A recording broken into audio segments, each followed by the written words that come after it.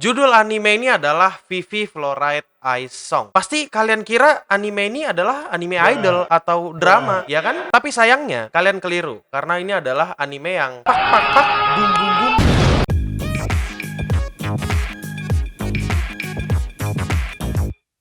Halo Indo Gamers, para wibu denial, selamat datang lagi bersama gua host yang paling kalian cintai, Admin Yamin. Dan selamat datang di acara Wibu Lokal, acara yang membahas anime, manga, dan jepangan lainnya. Jadi, hari ini aku mau membahas anime Spring 2021. Sudah sedikit telat untuk membahas anime ini. Menurutku sendiri, anime ini hype-nya agak kurang di Indonesia. Dan semua mata wibu tertuju kepada Tokyo Revenger. Ya, tapi itu nggak masalah. Itulah salah satu alasan kenapa aku bikin video ini, biar kalian pada tahu. Seperti yang kita tahu, anime di musim spring kemarin jumlahnya banyak banget. Dan aku nggak yakin kalau misalnya kalian nontonin semua animenya satu-satu. Dan menurutku sendiri, akses untuk nonton anime ini agak sulit, agak tricky. Aniplex, ICU, Aniplex. If you see this video, please make your anime available at SEA, especially Indonesia, so we can access your anime easily. Please, I love you Aniplex. Di anime musim kemarin, cukup banyak anime action. Dari yang lawan robot kayak 86 dan SSSS Dynazenon, sampai ada lagi anime yang actionnya gak banyak dan cuma banyak dramanya doang, kayak Tokyo Revenger. Iya, Tokyo Revenger itu anime drama. Sekarang, yang kubahas ini adalah action yang bener-bener genuine action, tapi judulnya nggak menggambarkan action sama sekali. Bahkan ketika aku lihat judulnya, aku mau nge-skip ini anime. Dan aku ngira kalau anime ini adalah anime tentang idol. Dan inilah, ku persembahkan anime Vivy Fluoride Ice Song.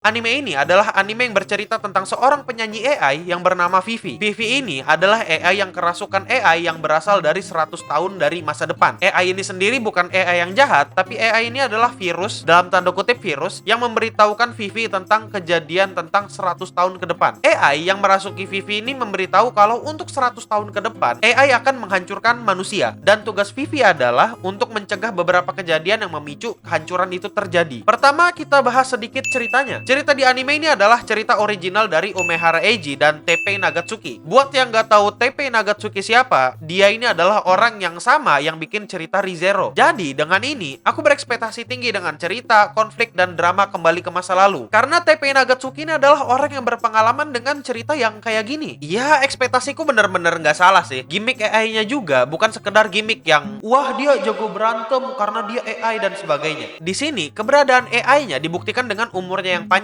Seperti di episode 3, umur musuhnya bertambah dan penampilannya menjadi lebih tua. Konsep memperbaiki masa lalu di sini bisa kubilang lebih baik dari Tokyo Revenger karena lebih menarik aja gitu. Dia nggak bolak-balik dari masa depan masa lalu. Dramanya juga cukup seru karena konsep waktu di sini bener-bener dipakai dan bukan cuma gimmick. Salah satunya ada di episode 4 di mana Vivy memberikan boneka pemberian si kakak yang sudah lama meninggal ke adeknya. Teppei Nagatsuki juga berkata kalau dia sengaja untuk membuat cerita ini berfokus pada waktu, mengingat umur AI yang panjang. Umur AI yang panjang ini dipakai untuk menceritakan Vivy yang mendatangi AI dalam waktu yang lama, entah 5 tahun sekali atau lebih, untuk memperbaiki event-event yang memicu perkembangan AI yang terlalu cepat dan akhirnya menghancurkan umat manusia. Kalau kalian pikir cerita di anime ini kompleks karena ada hubungannya dengan waktu, kalian salah besar. Anime ini punya cerita yang sangat-sangat ringan menurutku. Eiji Umehara sebagai salah satu penulis cerita pun ngomong kalau dia sengaja untuk membuat ceritanya nggak terlalu kompleks supaya bisa dinikmati oleh orang banyak, atau dengan kata lain bisa dinikmati oleh semua kalangan. Aku yang punya monkey brain pun setuju dengan ini, dan aku merasa ceritanya nggak ribet, nggak perlu ingat timeline, nggak perlu ingat banyak kejadian juga. Penulisan cerita di anime ini kelihatan bagus banget buat diikutin karena penulisannya makan waktu yang agak panjang. Kurang lebih 3 tahun penulisan bisa bikin anime ini menjadi bagus. Aku sudah pernah bilang, yang dibutuhkan dari suatu anime itu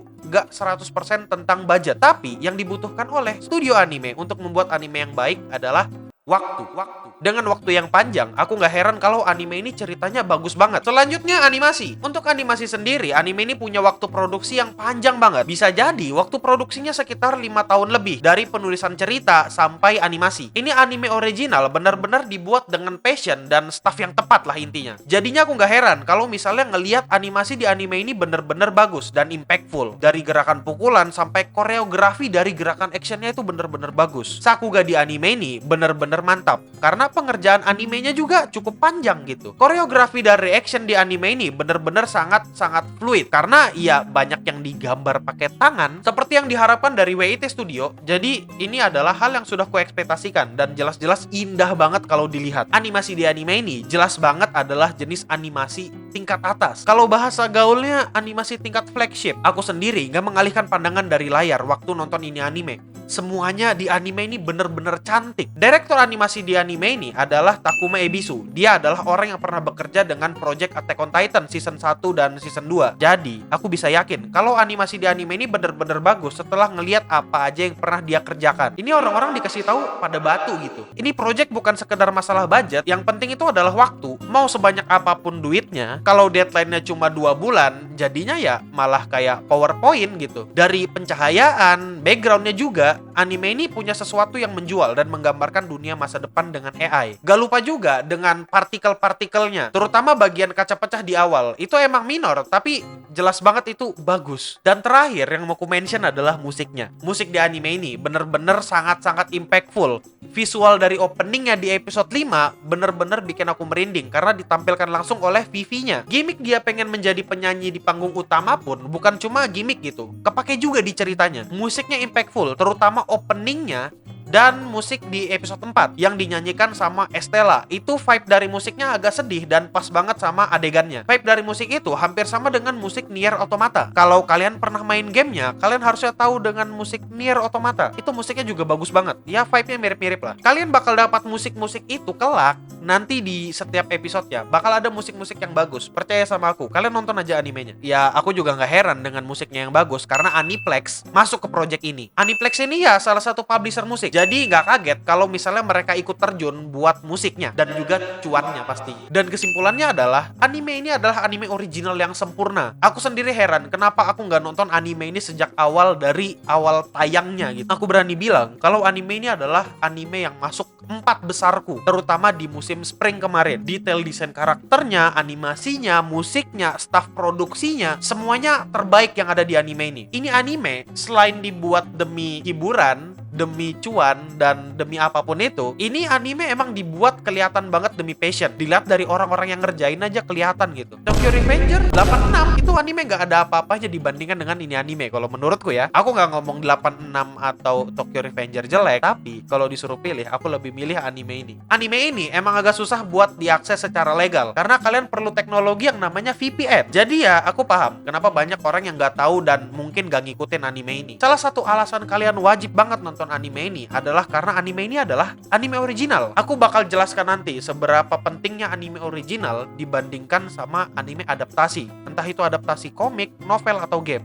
atau apapun itu. Ya udah, mungkin itu aja dulu. Terima kasih sudah nontonin video Wibu Lokal. Jangan lupa share ini video ke teman-temanmu dan komentar juga bagaimana pendapat kalian tentang anime Vivi ini, terutama musiknya. Apakah kalian sudah dengar musiknya? Dan jangan lupa juga untuk subscribe Clean Sound Studio, karena kalau kalian subscribe terus nyalakan loncengnya, nanti notif dari video-video kami bakal muncul di HP kalian. Dan jangan lupa juga untuk follow Clean Sound Live, karena di sana aku bakal live setiap hari Minggu di jam 8 malam WIB. Kalau kalian mau dapat info tentang aku lebih cepat, atau dapat update tentang aku lebih cepat, atau tentang opini-opiniku tentang anime yang lainnya, kalian bisa follow Instagramku di @admin_yami, karena di sana biasanya aku sering ngomongin tentang anime dan juga mungkin aku ada live dadakan. Jadi follow Instagramku biar kalian bisa dapat info lebih cepat. Atau kalian mau follow Instagram Editor Clean Sound, kalian bisa follow Editor Clean Sound dan DM.